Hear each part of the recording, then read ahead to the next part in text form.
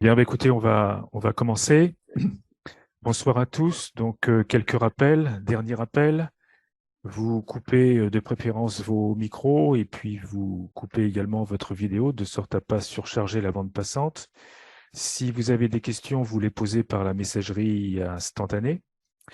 Vous indiquez votre question et puis ces questions seront récupérées à la fin de l'exposé par Cyril Chézy, qui les exprimera à Laurent de manière chronologique. Donc c'est pour cette raison-là, indiquez bien votre prénom et votre nom, de sorte à ce que vous vous retrouviez dans les questions qui sont posées.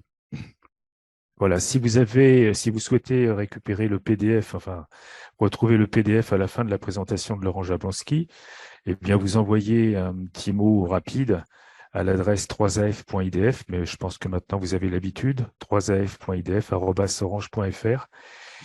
Avant samedi prochain et au plus tard dimanche soir, vous recevrez le PDF de la présentation.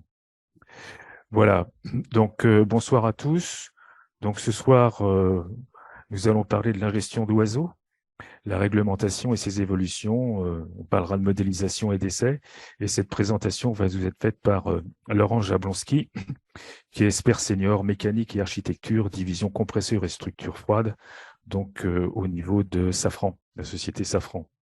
Voilà, donc comme on l'a dit tout à l'heure avec Laurent et puis Gérard Laruelle, Laurent, on va te laisser développer un petit peu ce que tu sais faire et ce que tu as fait en quelques mots. Voilà, on te laisse la parole et puis après, bah, tu commences immédiatement ta présentation.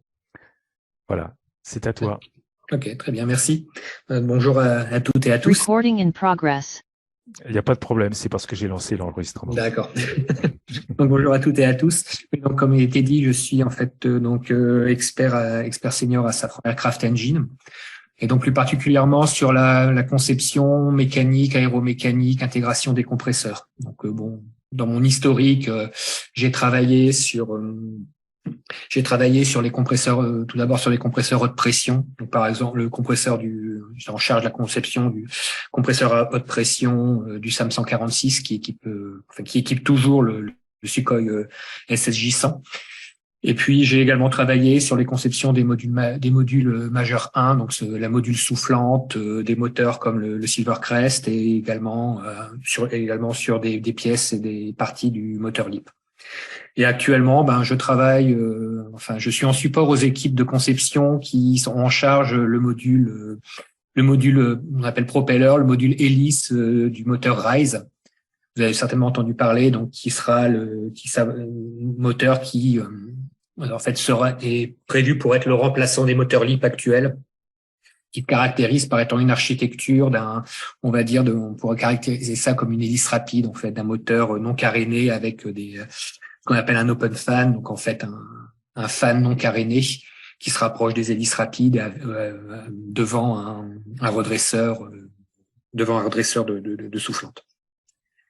Et donc je suis en support aux équipes de conception sur la conception de cet open fan, des propellers, du module soufflant, du module de changement de pas, de calage variable du pas des hélices, toute cette partie-là.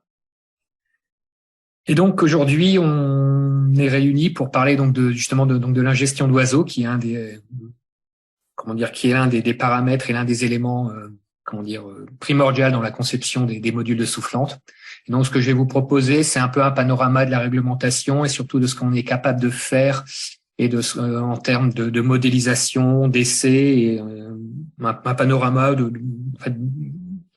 des méthodes actuelles finalement de prédiction de l'impact de l'impact aviaire.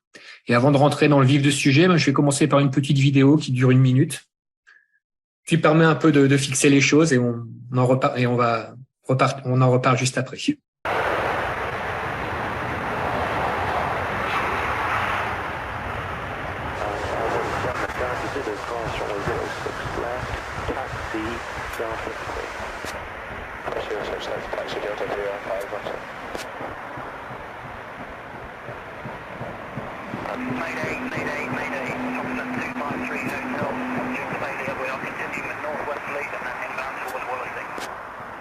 Thompson 263 Hotel, roger. All runways available for landing, surface wind 0, 72 degrees at 5 knots.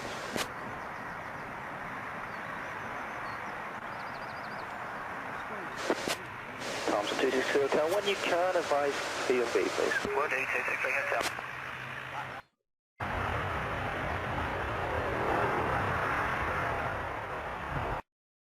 Je vous la repasse une seconde fois.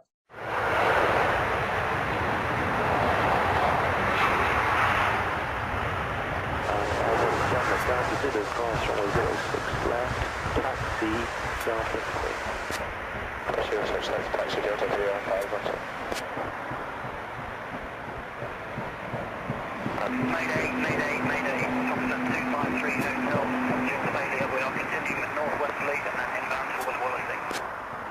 Thompson 263 Hotel, roger. All runways available for landing. Surface wind 0, 72 degrees at 5 knots. Donc, ce qu'on voit juste après, c'est dans le petit encadré, c'est l'oiseau qui est ingéré dans le moteur. Thompson 263 Hotel, when you can, advise B&B, please. Will do, 263 Hotel. Là, dans cet encadré-là, on voit l'oiseau effectivement qui rentre dans le moteur et le moteur qui se met à pomper immédiatement derrière. Donc, si je commence par cette vidéo, c'est pour un peu illustrer effectivement ce que les risques liés à, on va dire, à la menace aviaire ou en fait à la présence d'oiseaux à proximité des aéroports et donc les risques qui associés à l'ingestion d'oiseaux. Donc, dans un premier temps, je vais, en me servant de cette vidéo, je vais un peu vous rappeler un peu le contexte et finalement les enjeux en fait liés au dimensionnement des turboréacteurs à cette capacité à ingérer des oiseaux. Donc, on va parler un petit peu des exigences de certification telles qu'elles sont actuellement et finalement en parallèle de ces exigences, les enjeux liés au dimensionnement des turbomachines liés à cette capacité à tolérer l'ingestion d'oiseaux. Et ensuite, donc, comme je vous l'ai dit, on passera en revue les outils qui sont à disposition actuellement pour maîtriser en fait cette menace, la capacité à prédire les conséquences d'une ingestion d'oiseaux, à dimensionner à l'ingestion d'oiseaux les turboréacteurs. Et vous verrez, en fait, on ira crescendo dans les niveaux de modélisation, c'est-à-dire que on parlera tout d'abord de modèles très simples, type modèle analytique. Vous verrez, ils sont très intéressants parce que parfois on a tendance à le dire trop simples, mais ils sont pas si simplistes que ça. Ils permettent de comprendre des choses de façon très macroscopique sur l'ingestion d'oiseaux.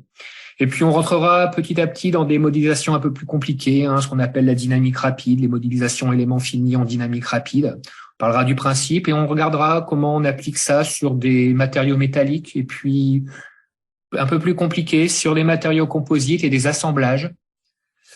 Enfin, en finale, on reparlera un peu des évolutions réglementaires et de ce qui a pu évoluer récemment dans la réglementation et les enjeux associés à ces évolutions. Pour à la fin, finalement, conclure un peu sur les capacités que l'on a en termes de prédiction et de gestion du risque aviaire. Donc, on va commencer donc par les enjeux liés à la gestion du risque aviaire. Là, quelques chiffres qui vous permettent un peu de dresser le tableau. On voit que en fait les ingestions sont assez fréquentes. On considère qu'il y a 5000 à 6000 incidents dans le monde, dont 800 en France en moyenne. Et les publications de la Direction générale de l'aviation civile estiment que 15% de ces 800 ingestions peuvent être considérées comme sérieuses, c'est-à-dire générer des dommages plus ou moins importants à l'aéronef, au moteur. Ce qu'il faut savoir, c'est que les enjeux au niveau de la turbomachine et du turboréacteur, c'est d'être capable de dimensionner des aubages, j'ai envie de dire, au plus juste, c'est-à-dire des aubages qui sont capables de tenir lors d'une ingestion, de garantir la sécurité de l'aéronef, de ses passagers, et de ne pas, on va dire, de ne pas surdimensionner ces aubages, parce qu'il faut se rendre compte que la masse de l'aube, par exemple la masse de l'aube fan, donc d'un turboréacteur, est l'un des principaux paramètres des principaux paramètres qui pilotent la masse d'un moteur. On peut très bien imaginer, plus l'aube va être lourde, plus les carters de rétention pour contenir les fragments d'aube devront être épais, plus le disque entraînant ces aubes devront être imposants pour tenir les efforts centrifuges de l'aubage, plus les structures devront être dimensionnées à la perte d'aube, plus l'aube est lourde, plus les charges de perte d'aube sont importantes, donc plus les structures, voire même le pylône, devront être renforcées. Donc, quelque part, être capable de répondre aux exigences de certification, aux exigences de sécurité de façon la plus précise possible, permettra de faire un moteur qui est le plus léger possible, donc le plus compétitif possible. Enfin, il ne faut pas perdre de vue que, et vous avez dû le voir afin de réduire la consommation des moteurs, on travaille énormément finalement sur réduire la consommation spécifique, donc d'augmenter le taux de dilution. Donc les moteurs les plus récents se traduisent par des très grandes soufflantes avec des petits générateurs de gaz, histoire d'améliorer le rendement propulsif et donc d'être capable d'avoir des performances d'un moteur avionné qui soient les meilleures possibles, donc des consommations les plus faibles. Et d'ailleurs, finalement, on en reparlera en conclusion, un moteur comme Rise, qui se veut être une soufflante non carénée, est un moyen toujours d'avoir des aubages de plus en plus grands et donc d'améliorer ce rendement propulsif. Donc finalement, l'enjeu, il est à la fois sécuritaire, garantir la sécurité des personnes transportées, des personnes survolées, mais il est également, l'enjeu est également d'un point de vue performance et une capacité finalement à faire les machines les plus performantes, les moins consommatrices possibles de kérosène et les moins polluantes forcément. Cette planche-là, justement, on parlait des enjeux liés à la certification. Et sur cette planche, en fait, c'est une façon de résumer en fait les principales exigences de certification. Alors, ce qu'il faut savoir, c'est qu'au niveau européen, en fait, c'est la CSE, c'est la CSE pour CS pour Engine, qui donne les règles de certification, et en particulier le chapitre CSE 800, en fait, qui régule en fait les exigences liées à l'ingestion d'oiseaux dans les turboréacteurs. Donc le paramètre qui va piloter en fait ça, c'est le diamètre en entrée de la nacelle présenté ici. Et en fait, les exigences vont dépendre en fait de ce diamètre d'entrée du moteur, et on va pouvoir distinguer deux grandes catégories d'exigences. Une première catégorie qui va être liée à des premières tailles d'oiseaux, on va dire ce qu'on appelle medium bird, large flocking bird, qui sont des tailles d'oiseaux petites et intermédiaires, pour lesquelles en fait les exigences qui vont être liées à l'ingestion vont être des exigences de capacité à maintenir une poussée. Et puis on va avoir une catégorie d'oiseaux qu'on va appeler large bird, qui sont des oiseaux de plus grande taille, dont en fait dont les exigences qui vont être liées à ce type d'oiseaux seront plutôt en fait une garantie de ne pas avoir ce qu'on appelle des hazardous engine effect, en fait d'effets qui pourraient conduire à la perte de l'aéronef. Typiquement, un hazardous engine effect, c'est la libération d'un débris à haute énergie pouvant impacter la carlingue, pouvant impacter des systèmes vitaux de l'avion. Donc, on va au niveau de la réglementation trouver ces deux étages, en fait, ces deux niveaux d'exigence. Donc, une exigence de maintien de poussée pour des oiseaux de relativement petite taille, et donc des exigences d'éviter les effets hazardous pour les gros oiseaux. Si vous voyez par exemple comment on peut trouver ces exigences, ce point bleu ici qui représente l'inlet float area, donc la section en entrée d'air d'un LiPin B, donc qui correspond à un diamètre de fan de 69 pouces, vous voyez qu'en fait, lié à cela, les exigences vont être pour ce qu'on appelle les medium birds, d'avoir un oiseau de 2 livres et demi, plus 5 oiseaux d'une livre et demie, et d'avoir un oiseau additionnel de 2 livres et demi en termes de sévérité. Il n'y a pas d'exigence spécifique en large flocking bird. Par contre, le large bird sera un oiseau de 6 livres. Donc, on voit que pour la partie maintien, maîtrise de la poussée, garantir une poussée résiduelle, on va avoir ce qu'on appelle des volées d'oiseaux. Donc ici, typiquement, une volée composée de 2 livres et demi plus 5 fois 1 livre et demi. On va voir que pour un LiPin A, on serait plutôt dans la fourchette d'avoir un oiseau de 2 livres et demi plus 6 oiseaux d'une livre 5. Et un oiseau large flocking qui serait, lui, plutôt à 4 livres, et des oiseaux larges qui sont plutôt à 6 livres. Donc, plus on va en augmentant la taille de l'entrée d'air, plus finalement les exigences, le nombre d'oiseaux dans la volée vont augmenter, la taille des oiseaux dans la volée vont augmenter. Dans ce qui concerne le large bird, on va passer d'un 6 livres à un 8 livres. Donc, finalement, on retrouve ces deux types d'exigences, et dans l'exigence liée à la maîtrise de la poussée, en fait, les exigences vont être du type après l'ingestion d'une volée d'oiseaux. Cette ingestion de volée d'oiseaux doit se faire, alors, en gros, on tire un oiseau à hauteur critique de l'obage, fan, un oiseau à hauteur du générateur de gaz qu'on appelle l'engine core, donc quasiment aux environs de 0% de hauteur d'aube. On répartit uniformément les autres oiseaux sur la hauteur. Et bien derrière, on va devoir garantir que la poussée, dans le cadre des medium birds, on garantit 75% de la poussée, et ce en simulant une mission de diversion qui consiste finalement à maintenir la poussée, 75% de la poussée pendant un certain temps, de l'ordre de quelques minutes, puis ensuite une réduction de la poussée. En fait, l'objectif de cette simulation et de cette exigence est de simuler finalement un peu une mission de diversion qui consiste à, pour l'avion, prendre de l'altitude, potentiellement vider un peu de kérosène et venir se reposer. Et si vous faites le lien avec le film que je vous ai passé en introduction, vous voyez que on voit que au décollage, l'aéronef ingère un oiseau dans le moteur, mais que le pilote, en fait, ne coupe pas tout de suite le moteur. Il essaye de voir si le moteur se récupère, ce qui n'est pas le cas dans le cas présent. On a des pompages entretenus qui fait qu'il est amené à couper le moteur, mais il continue à monter. Il continue sa montée sur le dernier moteur restant. Et on voit en fait l'exigence finalement, elle est là, elle est en termes d'ingestion de volées d'oiseaux de petite et moyenne taille, on va dire. On va avoir cette exigence d'être capable d'avoir un aéronef qui reste opérable, qui permet de prendre de l'altitude, enfin finalement de donner au pilote tout le temps nécessaire pour régler les différents problèmes, préparer une phase d'approche et d'atterrissage. Le large bird, qui sont des oiseaux donc de plus grosse taille, qui sont des oiseaux finalement qui sont un peu plus rares. La demande est plutôt donc, comme je vous l'ai dit, de garantir qu'il n'y a pas d'effet hasardeux, donc que finalement on n'a pas d'effet type éjection de débris à haute énergie.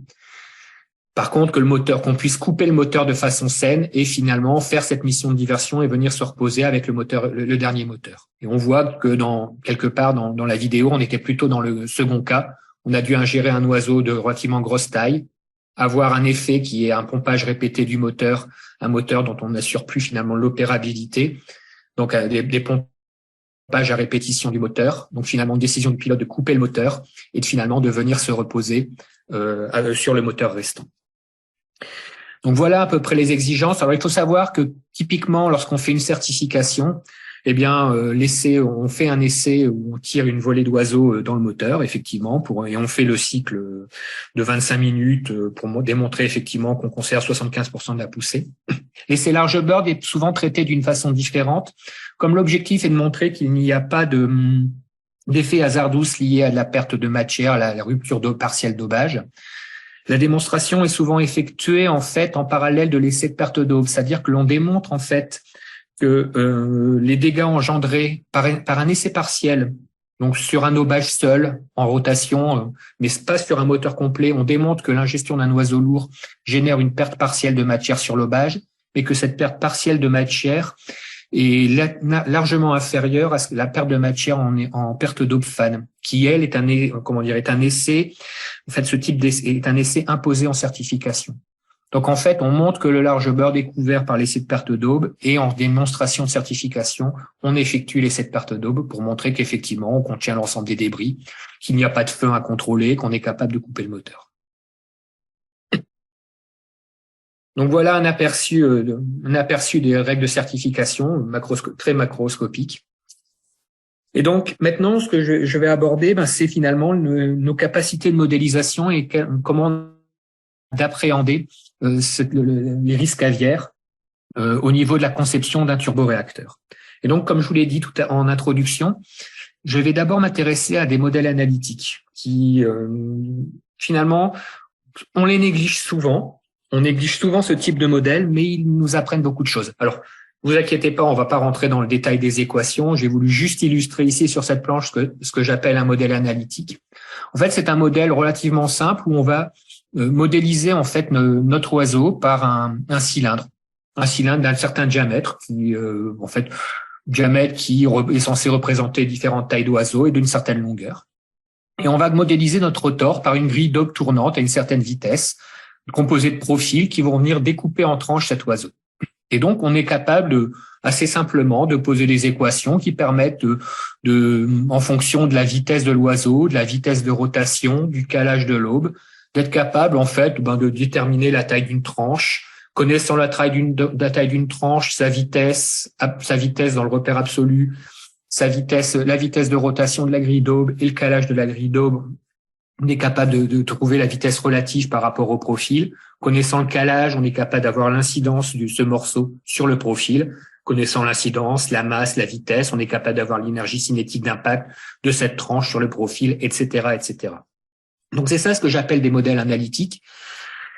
On peut remonter par là même, donc finalement, aux efforts d'impact de la tranche sur l'aube.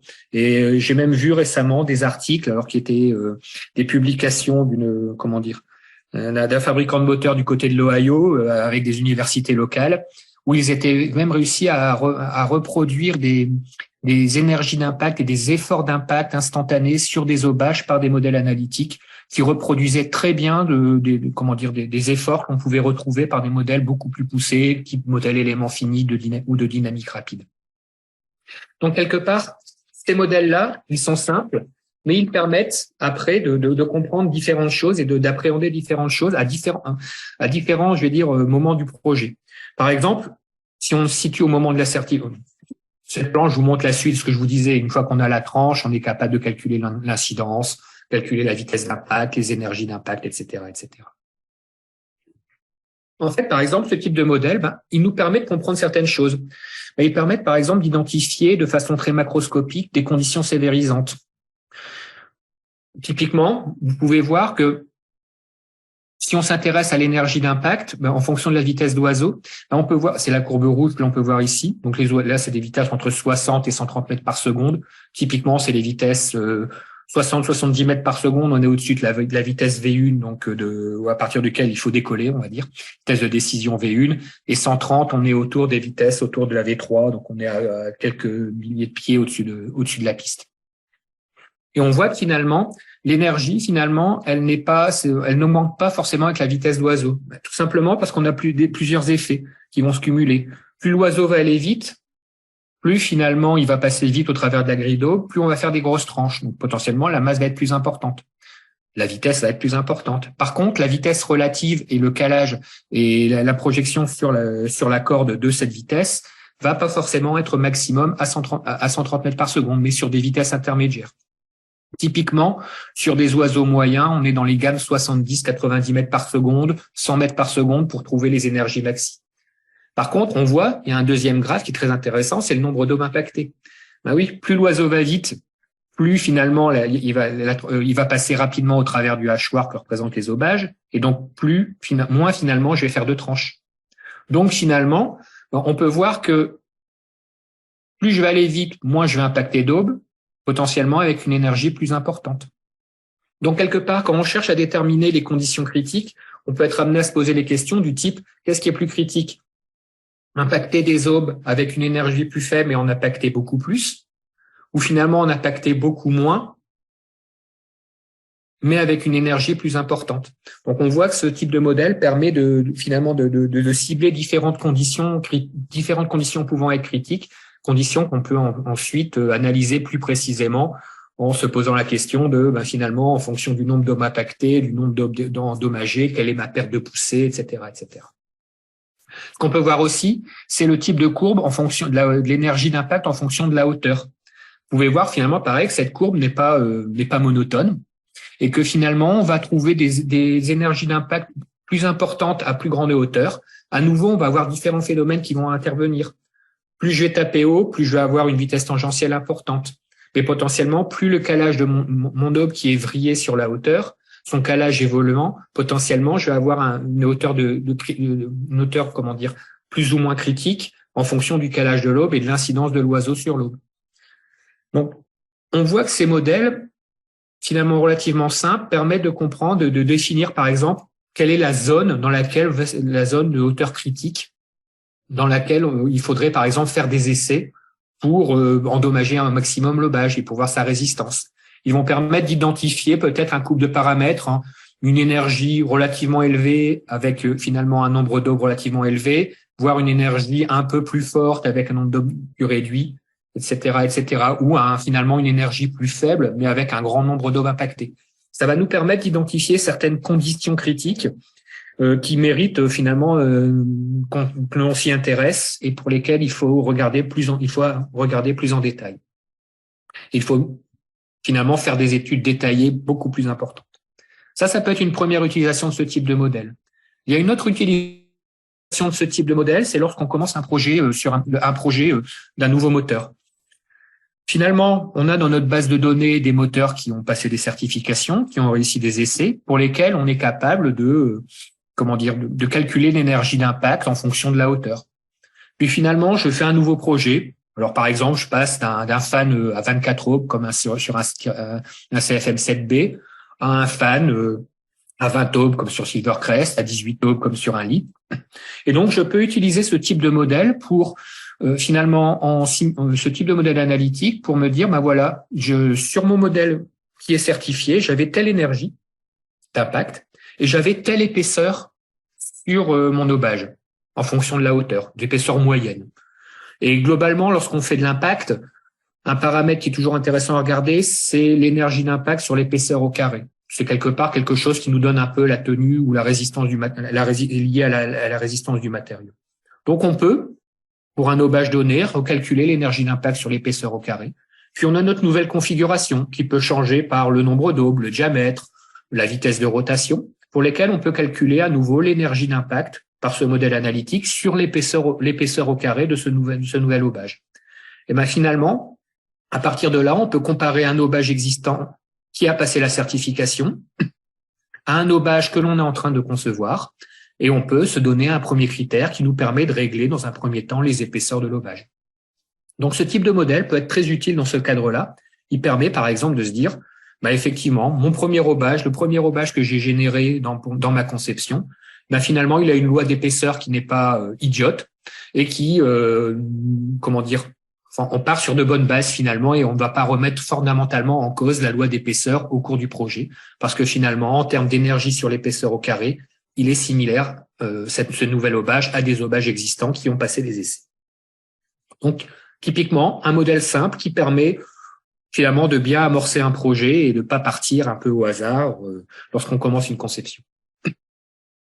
Une autre application, ça peut être effectivement aussi l'influence de l'architecture. Je vous parlais en introduction fait je travaillais sur, par exemple, le projet RISE, donc qui va être une soufflante non carénée qui ressemble finalement à ce qu'on pourrait appeler qu'on appelle un open fan, donc qui est une sorte d'hélice rapide. Et en fait, typiquement, ce type de modèle permet de comprendre que le comportement de la gestion entre ces moteurs, un moteur non caréné type hélice rapide, type RISE, et un turbofan type LIP ou CFM, ne va pas se comporter de la même façon. Sur un turbofan, j'ai beaucoup d'aubes qui tournent relativement rapidement, avec des vitesses en tête relativement élevées, ce qui fait que mon oiseau qui va se présenter, je vais le découper en tranches. Donc en fait, je vais avoir ma grille d'aubes qui va prendre mon cylindre, mon oiseau, et me le couper en tranches. Et finalement, je vais avoir un grand nombre d'aubes, 3, 4, 5, qui vont être impactés par une certaine masse d'oiseaux, qui vont déformer les aubages. Et mon problème, en fait, si je voulais caricaturer, pourrait se résoudre à, connaissant ma tranche maxi, à faire en sorte que mon aubage tienne à ma tranche maxi, et donc de ma tranche maxi d'oiseaux découpée lors de l'ingestion. Lorsque je m'intéresse à une hélice, j'ai un espacement, un pas interrope beaucoup plus grand, des vitesses périphériques plus lentes, et donc on peut trouver des conditions de tir où finalement, mon oiseau ne sera pas découpé, mais mon oiseau va finalement impacter directement une hélice et va impacter pleinement une hélice, c'est-à-dire que mon oiseau de 2,5 livres ou mon oiseau de 6 livres ou de 8 livres ne sera pas tranché, mais va faire un impact de pleine pale, et donc quelque part avoir finalement une condition en termes de masse impactante beaucoup plus sévérisante que sur un turbofan. Et donc ce type de modèle permet d'appréhender effectivement que je vais avoir en fait finalement des conditions d'ingestion qui vont être très différentes en fonction, dans ce cas, de l'architecture envisagée pour mon moteur. Alors attention, le fait que j'ai un oiseau qui impacte pleinement une pale ne veut pas dire que ça sera beaucoup plus sévère. Je vous ai dit ici, c'est le cas. Pourquoi mon oiseau peut impacter pleinement une pale? C'est quelque part, j'ai un pas interro plus grand, mais surtout une vitesse périphérique qui est beaucoup plus, beaucoup plus faible. Donc finalement, ma combinaison d'un oiseau certes plus lourd avec une vitesse périphérique plus faible, mais des vitesses d'avancement qui sont à peu près du même ordre, ne génère pas forcément une condition nettement plus sévérisante pour l'hélice.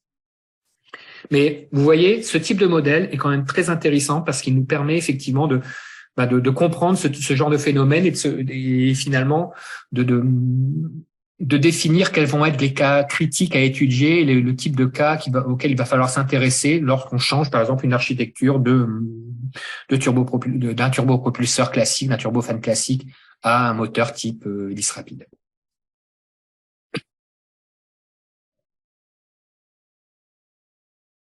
Alors, ces modèles analytiques sont intéressants, mais forcément, ils ne permettent pas de tout faire. Et donc, je vais évoquer ici, en fait, peut-être les deux principales limitations.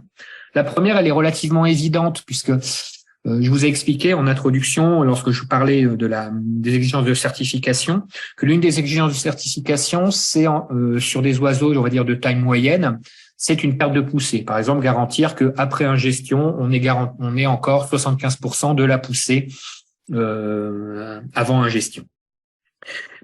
Pour pouvoir être capable d'appréhender ce type de phénomène, être capable de définir et calculer ou de prédire cette perte de poussée, il faut être capable de connaître la déformée de lobage. Or, un modèle analytique, comme je vous l'ai présenté précédemment, ne permet pas de calculer la déformée de l'aube et donc d'appréhender la déformée, les poches qui vont être formées sur les aubages. Et donc, finalement, poches qui vont, par la désadaptation du profil aérodynamique, générer une perte de poussée, une perte de rendement, voire une perte d'opérabilité. Et donc, quelque part, l'incapacité de ces modèles à prédire ce type d'endommagement, de déformé, finalement, le rend peu intéressant pour une optimisation en conception. Il permet de définir le cadre général, de définir les cas critiques, les cas qu'il faut explorer, mais il ne permet pas, en fait, de définir un des paramètres qui va nous intéresser, qui va être la déformée du profil après ingestion. Ceci afin de pouvoir calculer l'impact sur les performances aérodynamiques du compresseur et du fan. Ça, c'est une des premières limitations. Une autre limitation qui est moins évidente et qui est illustrée ici, c'est ce que j'ai appelé un effet de masquage. Vous voyez ici, donc c'est un dame de compresseur sur lesquels on a fait de l'ingestion. Et vous pouvez voir que finalement, l'oiseau a tapé d'abord une première pale ici, la pale marquée numéro 1. Puis bizarrement, on a l'impression que la pale 2 et la pale 3 ne sont pas endommagées. Puis on commence à revoir des endommagements à la pale 4, puis plus d'endommagements. Et on a l'impression, en fait, que les endommagements, en fait, l'oiseau a sauté des pales. C'est-à-dire qu'il a tapé la pale 1, puis il n'a pas tapé la pale 2 et la pale 3, puis il a tapé la pale 4. Et en fait, ça, c'est lié finalement à des phénomènes, on va dire, de dynamique, où en fait, ma pale 1 qui va être impactée par un oiseau, va se déformer. Et en se déformant, elle va masquer l'aube adjacente, voire la suivante. Elle va finalement les protéger et en fait, mon oiseau ne va réimpacter pleinement une pale que la troisième ou quatrième pale suivante. Donc, on va avoir ce type d'effet. On peut avoir par ces effets de masquage, de déformer de la pale et de protection de la pale, des pales qui se déforment énormément. On va pouvoir avoir en fait finalement une protection, un masquage des pales adjacentes. Et finalement, on va sauter une ou deux pales et potentiellement, la quatrième pale, elle, va avoir plus de masse qu'un simple effet de tranchage. Donc, mon modèle analytique qui me prédisait simplement que je vais découper mon oiseau en tranches régulières, dans la réalité, ces effets de déformation d'aubage vont faire que mon oiseau ne va pas être découpé de façon régulière et que potentiellement, ce n'est pas la première pale qui va avoir l'impact le plus important, mais potentiellement la troisième ou quatrième pale parce que elle va prendre finalement plus de matière. Les autres pales, les pales précédentes n'ayant pas entamé ou très peu entamé l'oiseau. Donc ça, je vais vous l'illustrer sur une vidéo. Alors, je vais relancer. Donc là, vous êtes dans le repère du rotor. Donc le rotor est fixe et l'oiseau tourne. Tout simplement, dans la réalité, c'est l'inverse, mais c'est pour une meilleure visualisation.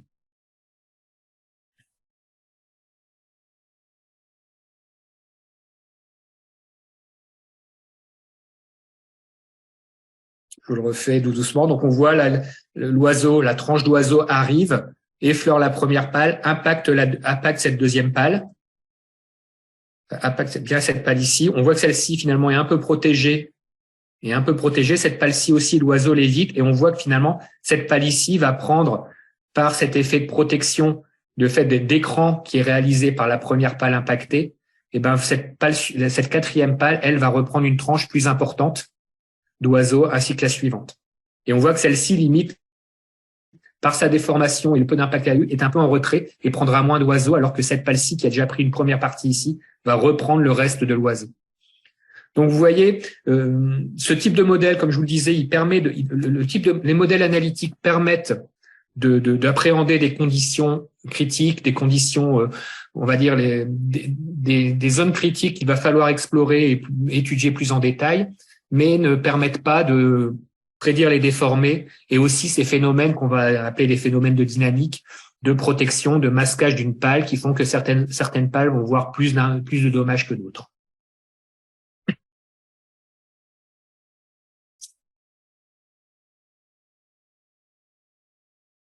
Et donc, lorsqu'on a utilisé ces modèles, je vais dire simplifiés, mais quand même très intéressants, ces modèles analytiques, eh bien finalement, on va s'intéresser à des modèles un peu plus complexes, c'est des modèles de dynamique, ce qu'on appelle des modèles de dynamique rapide. Alors les codes de dynamique rapide, je vais pas rentrer non plus dans le détail de comment sont constitués ces codes, je vais juste parler un peu de leurs principes. En fait, ce sont des codes de dynamique qui permettent d'effectuer des calculs transitoires, des calculs de choc ou de crash. Donc, ce sont des codes. Alors, typiquement, le code utilisé à Safran Aircraft Engine, c'est LS-DINA pour ce type de modélisation. En fait, ce sont des codes explicites où on va en fait calculer à chaque pas de temps finalement les forces, les efforts intérieurs, les efforts extérieurs, les accélérations, les déformés, et puis on va mettre à jour la géométrie et repartir à nouveau sur le pas suivant. Donc c'est des calculs qu'on appelle explicites, c'est-à-dire qu'on calcule le pas de temps 0, puis le pas de temps 0 plus le delta t, plus le pas de temps delta t 0 plus de delta t, etc., etc. Et le principe, le schéma est ici, mais bon. Juste on va pas rentrer, comme je l'ai dit, dans le détail, mais en gros, on a des conditions initiales, on calcule les efforts intérieurs, on calcule les efforts extérieurs, donc grosso modo, qui s'appliquent à la structure. On en déduit des accélérations. Il y a les calculs, on résout tout ce qui est contact, interpièces, etc., avec donc des calculs de pénalité. On met à jour les accélérations. On va aller chercher les vitesses déplacement, la déformée de la géométrie. Sur cette géométrie, on va réappliquer des conditions initiales et on va recalculer le pas suivant. Il faut retenir, c'est que c'est un schéma de résolution explicite et ces schémas, en fait, ont deux inconvénients. Si au pas de temps, on ne résout pas de façon implicite l'ensemble, donc si quelque part, à un moment ou à un autre, j'ai fait une erreur au pas de temps n, cette erreur, je vais l'amplifier au pas de temps n plus 1. Donc typiquement, ce sont des calculs où on va pas calculer des très grandes durées, mais en fait, on va s'intéresser aux instants initiaux, l'instant du choc et des déformées initiales. Donc, pour vous donner un ordre de grandeur, un turbofan type LIP, il fait un tour complet, c'est l'ordre de 10 millisecondes. Un tour complet de la roue fan.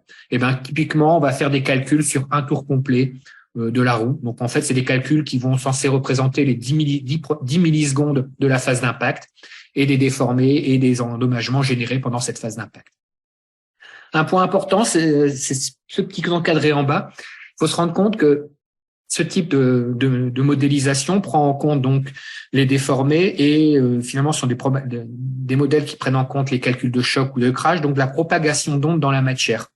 Ce qui fait que finalement, le fameux pas de temps dont je vous parlais tout à l'heure, on doit faire en sorte que si j'ai une propagation d'onde dans la matière, cette propagation d'onde reste confinée à un élément. C'est-à-dire que si ma propagation d'onde passe d'un élément, saute un élément, finalement mon code risque de diverger, je ne sera pas stable et je vais avoir du mal à prédire de façon précise mes déformés et mes endommagements. Donc en fait, finalement, le pas de temps, le pas de temps entre chaque instant de calcul va correspondre finalement au temps que met une onde à se propager dans le plus petit élément de mon modèle. Donc je vais prendre finalement, pour bien conditionner ce type de calcul, je vais regarder mon plus petit élément, je vais calculer la vitesse de propagation dans mon élément et la vitesse par la dimension de l'élément va me donner le pas de temps auquel je dois effectuer ma discrétisation de mon calcul. Si ce pas de temps est supérieur à ce pas de temps de plus petit élément, potentiellement mon onde pourrait sauter un élément, donc finalement j'aurai de très mauvaises prédictions. Et donc, on voit tout de suite apparaître l'un des premières limitations de ce type de calcul, c'est que quelque part, on va être très dépendant de la taille des éléments. Et si on veut être précis, il faudra des éléments très petits, si on veut avoir des maillages convergés. Mais qui dit un maillage très petit, dit un pas de temps très petit, donc un temps de calcul très élevé. Donc, on va voir que finalement, toutes les stratégies, beaucoup de stratégies consistent à adapter la taille des éléments, le pas de temps, etc., finalement à quelque chose de raisonnable, recalé sur des essais. Alors, dans ces modélisations dynamiques rapides, un point très important, et j'en reparlerai souvent, c'est la modélisation du comportement du matériau. Je m'explique. Un matériau, en fait, il est important de comprendre, la modélisation du comportement, c'est vraiment quelque chose de primordial. Il faut qu'on soit capable de relier la contrainte à la déformation durant toute la plage de fonctionnement. Donc souvent, on a vous connaissez les lois de Hooke, sigma E égale E epsilon. En fait, en dynamique rapide, les lois sont un peu plus complexes parce que certains matériaux ont des propriétés qui varient en fonction de la vitesse de déformation. C'est typiquement le cas du titane où, en fait, la loi d'écrouissage du titane, plus on va tirer rapidement, plus on va déformer rapidement le titane, potentiellement plus haut on pourra aller en termes de contraintes. Et donc, on va avoir des types de lois. Alors, l'une des lois qui est montrée ici, c'est l'une des plus connues, ce qu'on appelle les lois de Johnson-Cook, qui lie la contrainte à la déformée. Et c'est en fait typiquement une loi où on va retrouver les limites élastiques, les modules de Young, etc. Mais on va faire apparaître un terme en epsilon point qui est la variation dans le temps de la déformée. Et quelque chose qui permet de prendre en compte la vitesse de déformation dans le comportement matériau. Et donc, ce type de loi va être très important. Et là, on va le voir, que ce soit en métallique ou en composite, la connaissance de ces lois matériaux, c'est un élément clé pour arriver à bien modéliser. Un exemple de calcul de dynamique rapide, typiquement un calcul de dynamique rapide, on va avoir ici ce qu'on appelle on va mailler nos aubes, on va faire un calcul de mise en fonctionnement, ce qu'on appelle la mise à chaud, c'est un calcul en fonctionnement, on va envoyer notre projectile et on va modéliser la phase d'ingestion et ensuite, finalement, on va remettre à froid les aubages, c'est-à-dire qu'on va arrêter en fait une remise à zéro, comme si on arrêtait l'effort centrifuge et on va constater la déformation de l'aubage.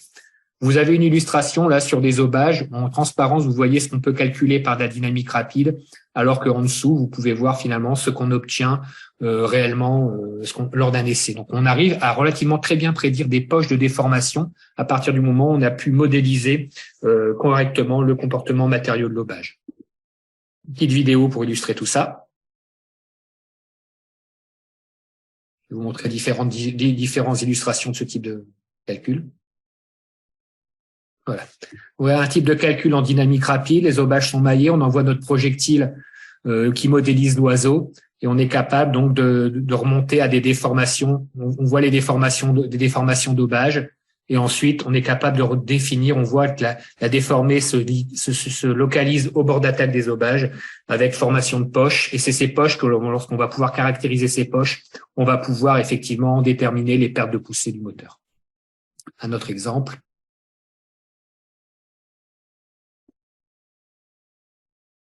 Donc, on modélise l'ensemble de la roue fan. Vous voyez, on modélise même les plateformes. Et dans le cas présent, c'est un calcul de dimensionnement. Vous voyez que les déformées d'aubage sont telles qu'on sollicitait on ne cassait pas les aubages, mais on libérait les plateformes en veine intérieure. Donc, on voit que par ce type de modélisation, en modélisant les aubages, les plateformes, on est capable de prédire les déformées d'aubage. On est capable de remonter à des effets donc de déflexion forte de l'aubage, des poches de l'aubage, mais aussi à des impacts de l'aubage sur la plateforme et des sollicitations qui peuvent amener la rupture, la libération des plateformes. Donc, voilà globalement à quoi ressemble un modèle de dynamique rapide.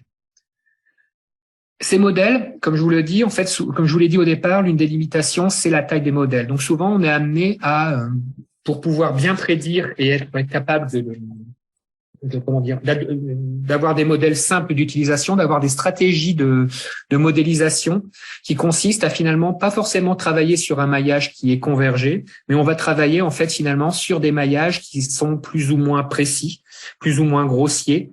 Mais en fait, on va définir tout un jeu de paramètres, typiquement taille de maille, être capable de modéliser la taille de maille, les propriétés des éléments. Et on va en fait faire des différents essais partiels, plus ou moins complexes, comme on peut le voir là. Des essais qui peuvent être commencer par des tirs sur plaque, Donc, on prend une plaque d'un matériau qui nous intéresse, on tire un projectile calibré dessus, on mesure ses déformations, ses endommagements, et on peut en déduire finalement des critères.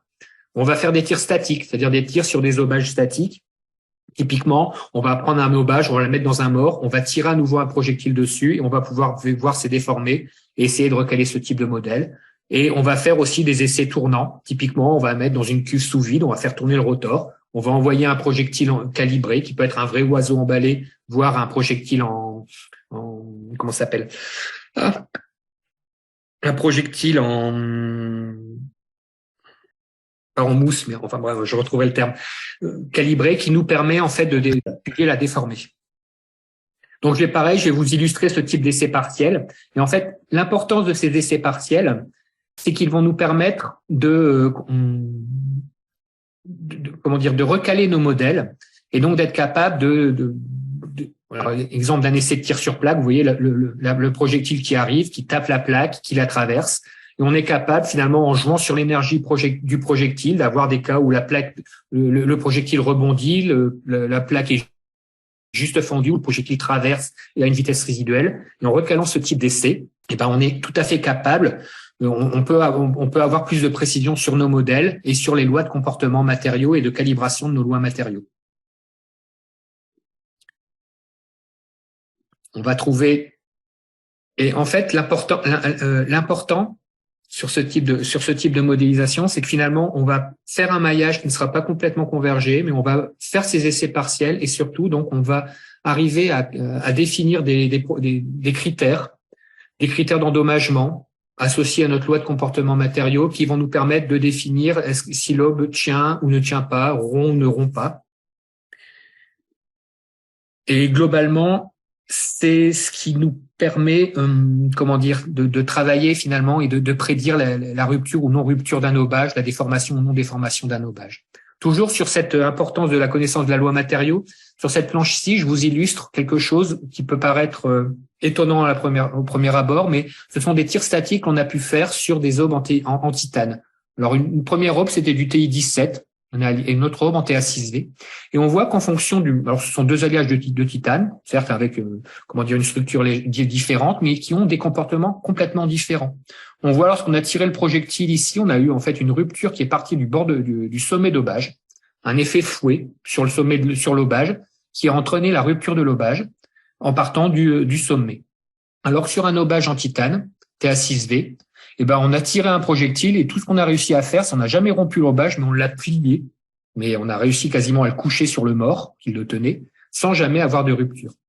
Et on voit que finalement, en mettant une loi type Johnson-Cook dans les deux, on arrive à bien recaler ce type de phénomène. Mais par contre, si on applique une loi Johnson-Cook classique, sans prendre en compte d'effets particuliers, on prédirait une rupture ou un fort endommagement en basse pale comme sur le TA6V, mais en aucun cas un endommagement au sommet de pale. Et là, on voit en fait que le TI-17, qui est un alliage un peu particulier de titane, il faut, pour arriver à bien prédire son comportement, il ne fallait pas simplement s'intéresser à la contrainte locale, mais il fallait s'intéresser finalement à l'état de contrainte locale, la triaxialité des contraintes dans la zone, et également prendre en compte que c'est un alliage qui possède des propriétés, des tenues mécaniques qui sont très variables en fonction de l'orientation. Ils ont typiquement un alliage TI-17 va avoir des limites à rupture qui vont être différentes en fonction du sens radial, tangentiel ou axial. Et ça, c'est essentiellement lié à sa gamme de forgeage.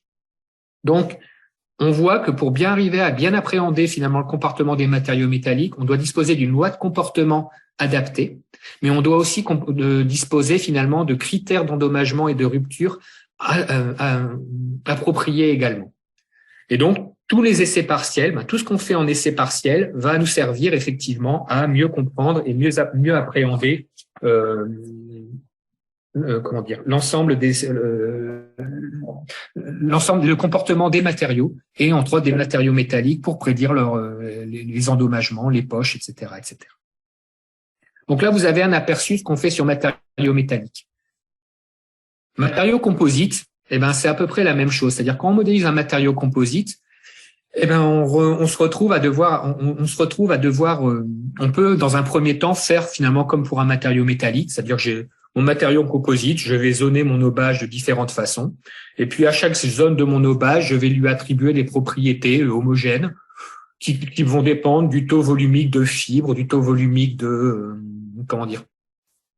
du taux volumique enfin, du ratio chaîne-trame, combien j'ai du taux volumique de fibres, etc. Et je vais zoner mon obage et lui donner des propriétés homogénéisées. Et je vais lancer un calcul. Et en fonction du niveau de contrainte, je vais analyser une rupture ou une non-rupture. Ça peut être une première approche. Elle est relative. C'est les approches qu'on employait au début. Et on a préféré. Ce type d'approche est un peu problématique parce que pour juger de la rupture ou non-rupture, il va falloir regarder des poches de déformation et se dire on a dépassé tel niveau dans telle zone. Pas forcément facile à appréhender. Et donc, on a préféré, sur des obages en composite, et finalement, développer ce qu'on appelle des lois élastiques orthotropes endommageables. Ce que ça veut dire, tout simplement. Oui. Ce que veut dire ce type de loi élastique orthotrope endommageable, en fait, on a une loi, en fait, on a les propriétés matériaux et à chaque à ces propriétés matériaux qui sont la résistance en traction ou en compression ou en cisaillement, la résistance, les propriétés, les modules de traction ou les modules de traction compression, les modules de cisaillement, et finalement, on leur attribue une variable d'endommagement. Et en fonction de cette variable d'endommagement, on va finalement abattre les propriétés en traction ou en compression ou en cisaillement du matériau. Et l'endommagement, qu'est-ce que c'est? C'est ni plus ni moins. Ça peut être par exemple simplement une loi linéaire en fonction de la déformation dans l'obage. L'intérêt de définir ce type de loi, c'est que c'est quelque part, on va pouvoir assez facilement plutôt que d'analyser un calcul en regardant les niveaux de contrainte, on va pouvoir en fait analyser un calcul simplement en regardant les déformés et les endommagements. Puisqu'en fait, on va calculer un endommagement dans la zone, on va avoir des effets d'adoucissement parce qu'on va faire évoluer les propriétés matériaux en fonction de l'endommagement. Et puis quand l'endommagement du matériau est arrivé à 1, on considère que l'élément n'est plus présent et on supprime l'élément du calcul et on va pouvoir donc générer des endommagements, des fissures et donc visualiser typiquement les endommagements en direct plutôt que les juger par des cartographies de contraintes. Là, vous avez une illustration sur une plaque. C'est un essai qu'on a fait sur une plaque. On tire un projectile et on voit la chronologie. En fait, on voit au début un projectile qui vient impacter la plaque à l'opposé de la plaque. On voit un début de déformation, puis à 150 microsecondes, on voit un début de déformation, un début d'endommagement. On voit ici qu'on a des ruptures des torrents de trame au bout de 200 microsecondes. 400 microsecondes, on voit une fissure qui se propose et on rompt les trames et on voit le projectile qui émerge de l'autre côté de la plaque au bout de 700 microsecondes. Si on applique la même chose finalement en utilisant ces lois endommageables, vous voyez ici qu'on on a notre projectile qui impacte donc notre plaque qui était composée de 4 couches. On voit que finalement dans les phases 20 à 60 microsecondes, on traverse le premier pli, mais rien de particulier en pli extérieur. Dans les phases 100 à 120 microsecondes, on voit apparaître un début de fissure sur la face externe qui correspond à ce que l'on voit ici. Et on voit que dans les phases 200 microsecondes, le projectile continue. On voit un endommagement, on voit un délaminage de toutes les interfaces et un début de fracture en extérieur. Alors on voit typiquement à 380 microsecondes comparé aux 400 de l'essai, une fissure qui apparaît en extérieur. Et après, autour de 700 microsecondes, 800 microsecondes, on voit que le projectile a traversé ce qu'on retrouve en essai. Donc l'intérêt d'avoir ce type de loi endommageable, c'est que on va générer un endommagement, on va créer un adoucissement, on va répartir les contraintes, et lorsque l'endommagement atteint 1, on va supprimer l'élément, et on va donc pouvoir modéliser des endommagements et des fissures de ce type-là dans le composite. Et donc, typiquement, vous avez ici un exemple de ce qui a été fait, par exemple sur une hélice prototype. On a appliqué ce type de loi à des ingestions d'oiseaux, et on voit effectivement les zones noires, ce sont les zones dont l'endommagement a atteint 1, donc un endommagement maximum. Et on voit qu'effectivement, on arrive à reproduire les lignes de fracture qu'on a pu observer en essai. Alors justement, avec ce type de modélisation. Donc finalement, on voit que, j'en reviens toujours à cela, on a des calculs en dynamique rapide. La loi matériaux et la modélisation de la loi matériaux, c'est primordial. Et avoir une bonne modélisation de la loi matériaux est quelque chose qui va nous permettre d'appréhender les endommagements et d'arriver à prédire les ruptures dans le matériau. Pour aller plus loin, nos composites, j'ai accéléré un peu, je vois qu'il on est quasiment à 19h30. Mais c'est bon, Laurent, il n'y a pas de problème. D'accord. On voit, en fait, nos composites, en fait, ils sont constitués, on n'est pas uniquement monolithique, un composite monolithique, mais c'est aussi des assemblages. Typiquement, on voit ici une Opfan Lips, c'est un corps monolithique avec un bord d'attaque en titane qui est collé. Alors, ce bord d'attaque est présent afin de refaire une forme BA plus aérodynamique, protégée, je vais dire, de l'érosion, des petits impacts, des ingestions. Mais ce bord d'attaque est collé. Et donc, quelque part, lorsqu'on va vouloir prédire nos comportements en ingestion, on va vouloir aussi être capable de prédire finalement le comportement de ce bord d'attaque métallique. On sait faire, on a des lois qui modélisent le titane. Le composite, on sait le faire, on vient de le voir, on peut avoir des lois endommageables qui nous permettent de prédire les endommagements dans le composite et les fissures dans le composite. Mais bien sûr, on va vouloir être capable de prédire le comportement de l'interface, dans le cas présent, le comportement de l'interface collée, qui lie le bord d'attaque à l'obage en composite. Alors, ce qu'il faut savoir, une modélisation d'une interface collée, où on va utiliser en fait ce qu'on appelle des lois cohésives. Alors, une interface collée, on a deux modes de rupture principale. On peut avoir ce qu'on appelle une rupture adhésive, lorsqu'on le joint de colle casse à l'interface du joint de colle, et une rupture cohésive lorsque la rupture s'effectue dans le joint de colle. Et on préfère nettement les ruptures cohésives, puisque ça montre que finalement la zone faible, c'est la colle, pas l'interface, pas la zone de collée. Et donc, on va en fait, dans ce type de modélisation, on va introduire ce qu'on appelle des lois cohésives. Une loi cohésive, c'est ni plus ni moins qu'une loi qui va lier qui va modéliser en fait l'interface comme une sorte de fissure, en fait, une sorte de zone qui peut s'ouvrir. Et en fait, on va lier l'effort normal, Tn, à l'ouverture, à cette valeur d'ouverture. Et en fait, cette loi, dans le segment ici 0 à A, lorsqu'on est dans 0 à A, on est dans un fonctionnement, on va dire, élastique. C'est-à-dire que finalement, moi, fissure s'ouvre, mon adhésif va vouloir s'ouvrir sous un effort, mais si je relâche l'effort, je vais revenir à 0. Je vais revenir à un collage normal. Par contre, quand je passe le point A, je rentre dans une phase d'endommagement où là, finalement, mon effort est tel et mon ouverture a été telle que j'ai endommagé mon interface et j'ai un début de rupture de l'interface. Donc, même chose, ce type de loi, on peut l'implémenter dans nos modèles de dynamique rapide. Et lorsqu'on met ce type de loi dans le modèle dynamique rapide, on peut avoir alors une différente loi en fonction du mode d'ouverture, mode 1, mode 2, mode 1 qui sont des modes en traction, mode 2 en cisaillement, puis des modes complexes qui sont une combinaison de traction et cisaillement. Mais on va être capable de modéliser ces interfaces par ce type de loi.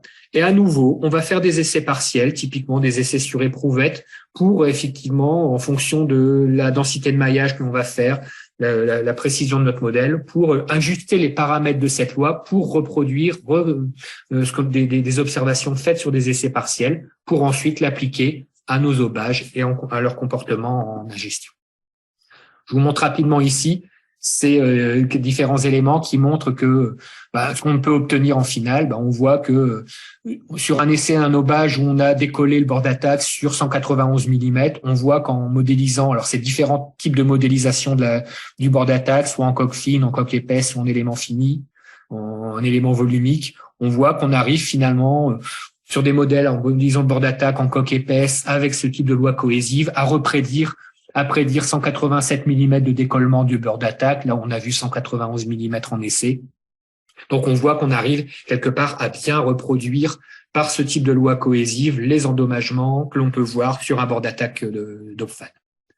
D'autres exemples, on arrive même à prédire des amorces de décollement très localisées sur des ailettes, par exemple pour des ingestions de petits oiseaux, voire des décollements plus importants de ailettes. Ici, pour un oiseau de 2,5 livres, on arrive à reproduire effectivement le décollement de l'ailette tel qu'on a pu l'observer en essai. Je vais vous passer quelques vidéos et après on parlera rapidement des évolutions réglementaires et de la suite. Donc, pour illustrer un peu tout ça. Je vais vous montrer par exemple ce qu'on peut faire, par exemple une comparaison calcul-essai. Donc vous voyez ici à gauche l'essai, on a un projectile emballé, un oiseau emballé en gélatine qui vient impacter un rotor et on voit ici ce qu'on est capable de reproduire. Et donc tout l'art du recalage va consister en adaptant les paramètres, etc., à prédire, déjà à synchroniser notre essai sur le calcul pour avoir des tranches découpées de taille identique, puis ensuite de reproduire les déformés de lobage. Donc ça, typiquement, on fait un essai partiel, on fait la modélisation, ce qui nous permet ensuite lorsqu'on calibre nos essais sur nos modèles, d'avoir une meilleure prédiction, une capacité de prédiction. Je vais vous montrer, c'est toujours intéressant ce type d'essai. Il y a un essai d'ingestion d'oiseaux lourds. Donc où là, je vous rappelle ce que je vous disais en introduction, c'est qu'un oiseau lourd, le critère, ça va être ne pas avoir d'effet hasardous. Donc dans le cas présent, alors là, ce que vous voyez, c'est un essai qui était un essai de certification, puisqu'on tirait un véritable oiseau, donc un oiseau emballé. Alors on l'emballe parce qu'il faut pouvoir avoir le container qui le propulse de façon suffisamment homogène, et on voit que c'est un véritable oiseau qui a été tiré sur un désobage, et on voit en fait que la roue, on n'a pas eu de libération d'obage, donc c'est un essai qui était réussi, pour un oiseau lourd, on a été des dégâts qui sont largement inférieurs à une perte d'eau. Le même essai vu de face. Donc, regardez bien, je vais vous le repasser. On voit que les aubages, quand même, ont des déflexions très importantes. On voit qu'ils continuent à osciller. Mais si on le repasse à nouveau, vous allez voir, faire quelques arrêts sur image. On voit là, l'oiseau est impacté. Vous voyez les aubages ici, les déflexions qu'ils peuvent avoir. On n'a pas perdu d'aubage, c'est la déflexion. Pour vous dire, à la suite de cet essai, on a retrouvé l'empreinte de certaines aubes sur les aubes adjacentes. Elles se sont tapées entre elles, mais sans aucune rupture d'aubage. Donc voilà, un peu un panorama de ce qu'on sait faire, du modèle analytique au modèle type de dynamique rapide. Le message à retenir et qui est très important pour moi, c'est un modèle de dynamique rapide doit être calibré sur des essais partiels. On doit faire des essais sur éprouvette, des essais sur aubage, des essais partiels sur tournant avant d'aller à l'essai moteur. Mais aussi, on doit avoir des essais qui nous permettent d'avoir une caractérisation et des lois de comportement matériaux les plus précises possibles, parce que c'est finalement le cœur du problème et le cœur de la réussite de ce type d'essai, c'est justement d'être capable d'avoir des lois de comportement, que ce soit du matériau métallique, du matériau composite, la plus représentative possible, capable de prendre en compte des endommagements. Et lorsqu'on a des interfaces collées, ces lois cohésives et la connaissance des paramètres de ces lois cohésives, c'est également la clé de la réussite pour arriver à prédire des ouvertures d'ailettes et des décollements d'ailettes. Rapidement, les évolutions réglementaires. Je vous en ai parlé au début, on a parlé de la réglementation, mais on va y revenir maintenant. Ce qu'il faut voir, c'est que vous avez quelques chiffres là qui montrent que finalement, alors le nombre d'impacts rapportés entre 1990 et 2018 a été multiplié par un facteur de 9. Bon, c'est le nombre d'impacts rapportés. Ça ne veut pas forcément dire qu'il y a eu plus d'impacts, mais il y a aussi la capacité à compiler et à récolter ce type d'informations. Mais globalement, on voit qu'on a multiplié par 9 le nombre d'impacts rapportés.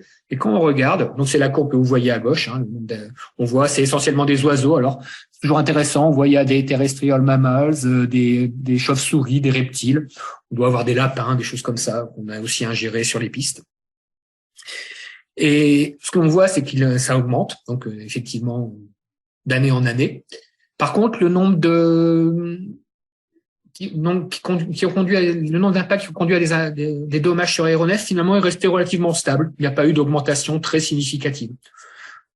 Certainement lié au fait qu'on prend de plus en plus en compte ce type d'impact. Et finalement, ça peut expliquer pourquoi, finalement, la réglementation en termes de taille d'oiseaux, nombre d'oiseaux n'a pas forcément beaucoup évolué ces années. Les seules choses qui a amené à faire évoluer la réglementation, et c'est un incident qui est très connu, c'est le cas de vol US Airways 1549. Donc, c'est le fameux A320 qui après un décollage à Mairie dans le Hudson River. Et en fait, c'est ce type d'incident qui a amené aux dernières évolutions de la réglementation. En fait, on a vu par cet incident qu'une ingestion dans 2 moteurs, en fait, dans le cas présent, en fait, l'avion, dans sa phase de montée, a ingéré des oiseaux dans les 2 moteurs, a conduit à une extinction des 2 moteurs qui a conduit à l'amérissage dans l'Hudson. Et en fait, lors de la certification du moteur, donc du CFM 5B qui sont sur ces moteurs, il y avait bien une exigence dans l'exigence de voler d'oiseaux, de tirer l'oiseau le plus lourd, donc qui est un oiseau de 2,5 livres à hauteur du flux primaire. Mais là, actuellement, la réglementation, en fait, pour cet oiseau, en fait, demandait des conditions de tir qui étaient critiques pour la soufflante. En gros, de tirer cet oiseau, certes, à hauteur du core engine, donc du générateur de gaz, mais à des conditions critiques pour la soufflante. Or, les conditions qui sont critiques pour la soufflante ne sont pas forcément les conditions critiques pour le générateur de gaz. Typiquement, les conditions critiques pour la soufflante vont être des vitesses de rotation élevées, lorsqu'on a une vitesse de rotation élevée, on va faire plein de petites tranches, on va plus centrifuger l'oiseau. Mais finalement, si on cherche une condition sévérisante pour le générateur de gaz, potentiellement, ça va être à des régimes de rotation beaucoup plus faibles, qui vont générer des tranches beaucoup plus grosses, peut-être un peu moins centrifugées. Et donc, si on veut maximiser la masse qui rentre dans le générateur de gaz, ce n'est pas la même chose que maximiser les dégâts faits sur un fan. Et une condition qui va maximiser finalement la matière rentrant dans le générateur de gaz, ça va être par exemple un avion qui monte à un taux de montée mini, donc avec un fan qui tourne relativement lentement, et relativement, il n'est pas à son maximum de régime, qui va faire qu'un oiseau se présentant à hauteur du corps va générer beaucoup plus de dégâts parce qu'on va avoir beaucoup plus de matière ingérée. Et donc, globalement, les dernières évolutions de la CSE, 800 donc liées aux oiseaux, depuis l'amendement 5, demandent à effectuer un essai d'ingestion dans le corps, où justement, il faut maximiser la masse rentrant dans le corps pour démontrer la tenue du moteur et la capacité du moteur à délivrer de la poussée, malgré une quantité de matière rentrant dans le générateur de gaz très importante. Pour l'anecdote, on sait que dans le cas de l'Hudson, il y a eu au moins un moteur a au moins géré 2 oiseaux parce qu'on a retrouvé par exemple dans le corps, donc c'était assez important parce qu'on a retrouvé un ADN mâle et un ADN femelle dans l'un des morceaux de matière retrouvés à l'intérieur du moteur. Et on voit que finalement c'était une condition qui n'existait pas et qui peut survenir. Finalement, ce type de nouvelles exigences nous oblige de notre côté à faire des essais complémentaires et à appréhender à imaginer des nouveaux essais pour mieux appréhender ce qui se passe dans la gestion dans le corps. Là, je vous montre un exemple. On était amené, pour mieux comprendre la gestion dans le corps, à développer une machine d'essai. Donc, vous voyez ici la CAO. Et à droite, vous voyez la machine en elle-même. Et puis, dans les images du bas, en fait, les résultats post-essai. En fait, on avait effectivement fait un balayage. On avait un fan, on avait une grille IGV, l'entrée du corps, et derrière, on avait un récupérateur de matière, en gros des tubes qui étaient positionnés. Et on a tiré à différentes conditions pour effectivement être capable de définir quelle est la condition qui maximise la quantité de matière rentrant dans le corps. Et donc, d'être capable, à partir de ce type d'essai, d'effectuer des recalages. Et donc, maintenant, on est à même de pouvoir définir sur un turboréacteur type LIP ou autre, la condition qui maximise la matière rentrant dans le générateur de gaz en fonction du régime de rotation du fan, de la hauteur de tir, etc., etc. Donc, ce que vous pouvez voir sur les images du bas, c'est la trace laissée par l'oiseau, et vous avez ici un graphique qui peut illustrer, en fonction de la position sur la périphérie, la quantité de matière qui pouvait être rentrée. Donc, on avait une première condition qui a donné des quantités de matière qui sont les barres oranges, une autre condition de tir, plutôt les barres bleues. Et donc, on a pu, en développant ce type d'essai, un essai de ce type-là, on est en capacité de définir une condition sévérissante type Hudson pour l'appliquer au dimensionnement des turbomachines. C'est important de comprendre cette quantité de matière parce que faut pas perdre de vue que sur ce type d'essai, c'est pas la perte de poussée de la soufflante qui va vous faire rater l'essai. Ça va être la quantité de matière qui rentre et les dégâts générés au générateur de gaz. Et typiquement, un essai de ce type-là, vous n'allez pas forcément le rater parce que vous allez déformer les os du générateur de gaz, mais parce que vous allez endommager suffisamment le générateur de gaz pour que le moteur pompe ne se récupère pas. Et en fait, finalement, vous perdez la poussée parce que votre moteur n'est plus opérable. Alors que finalement, les conditions qu'on avait jusqu'à présent, c'était plus des conditions qui endommageaient les os de soufflante, qui nous faisaient perdre de la capacité de pousser, alors qu'un essai de ce type-là, nous fait perdre plutôt de l'opérabilité moteur, de la marge au pompage par endommagement des aubages du générateur. Autre point intéressant, on parle de plus en plus de la gestion de drones. Donc, il y a pas mal d'études en cours, des études même du côté EASA pour faire des assessments sur la vulnérabilité des aéronefs à la gestion de drones. Il y a des études aussi et des choses qui sont menées côté FAA. Là, je vous illustre juste ce qui était fait, une première étude qui avait été faite gestion d'un quadracoptère dans un fan, où en fait, ce qu'il fallait retenir, c'est que globalement, il y avait différents niveaux de sévérité, 1 à 4, 4 étant la libération de débris à haute énergie, donc quelque chose qui pouvait amener à des effets hasardeux. Et les premières études ont montré que, au pire, en fait, le drone faisait des ruptures de dopage sans perforation du carter. Globalement, ce type d'étude va être complété. La FAA avait pour intention de faire un véritable essai moteur d'ingestion de drone. C'est des choses dont on parlait l'année dernière. Je ne sais pas si le projet, faut que je me renseigne, mais je crois que il était prévu soit cette année, soit l'année prochaine du côté de la FAA de faire un essai dans un moteur, de véritable ingestion de drone dans un moteur. En l'état actuel, les premières estimations montraient qu'au pire, on se retrouvait dans la catégorie, je vais dire, oiseau lourd, c'est-à-dire finalement rupture partielle dopage contenue. Donc voilà un peu un panorama. Donc les principales évolutions de réglementation, on l'a vu, il y a eu le cas de l'Hudson. Potentiellement, ce qui viendra à venir, ça sera des choses liées à la gestion de drones. Et ensuite, comme il y a une surveillance continue de la population aviaire, de voir si effectivement on sera amené à augmenter la taille des oiseaux, si les oiseaux grossissent ou s'il y en a de plus en plus. Donc voilà, en termes de conclusion, ça va être très rapide puisque je l'ai dit, je les ai répétés tout au long de la présentation. La prédiction, ça passe par une très bonne connaissance du comportement des lois matériaux, des anisotropies, des modes de rupture, des comportements des interfaces. La connaissance de la trajectoire, de la forme du projectile. J'en ai parlé dans le cas de l'Hudson. On a été amené à faire une machine spécifique pour analyser comment se comportait l'oiseau et comment il était ingéré dans le corps. Et donc, mais le point important, c'est vraiment la modélisation matériaux et les lois de comportement matériaux pour bien appréhender cet ensemble. Et au niveau réglementaire, comme je vous l'ai dit, il y a beaucoup de choses qui sont finalement il y a une surveillance des événements qui arrivent en flotte et les lois et finalement les réglementations qui sont mises à jour tenant en compte ces réglementations. Il y a eu l'Hudson, il y aura certainement des choses pour les drones. Je vous parlais de RISE sur lequel je travaille actuellement. On s'attend à avoir des discussions avec les autorités de certification pour avoir des évolutions très spécifiques liées à l'USF, qui est quand même une architecture non carénée, différente un peu des turboprops, donc avec des exigences particulières. Voilà. Je ne sais pas si vous avez vos questions. C'est super, Laurent. Merci beaucoup pour cette présentation complète, riche. Je te laisse la parole, Cyril, pour oui, on va. Questions. J'ai vu qu'il y avait pas mal de questions. Hein. Oui, il y en a. Alors, bonsoir. Donc, de Monsieur David Boyer. Est-ce que des grilles ajourées devant l'entrée des réacteurs pourraient être envisagées pour réduire ces risques aviaires? Alors, les problèmes qu'on pourrait avoir avec des grilles, c'est des problèmes de givrage. En fait, par exemple, c'est des choses qui ont été évoquées, mais en fait, déjà, ça va provoquer la distorsion au niveau du fan, donc des problèmes au niveau de l'opérabilité du fan, des performances du fan, et puis toutes ces grilles-là, elles devraient avoir un maillage, elles devraient tenir. Or, les énergies d'impact sont assez importantes, donc être sûr que la grille ne soit pas endommagée. Les risques de givrage en altitude de ces grilles, il faudrait les dégivrer. Tout ça, c'est des choses qui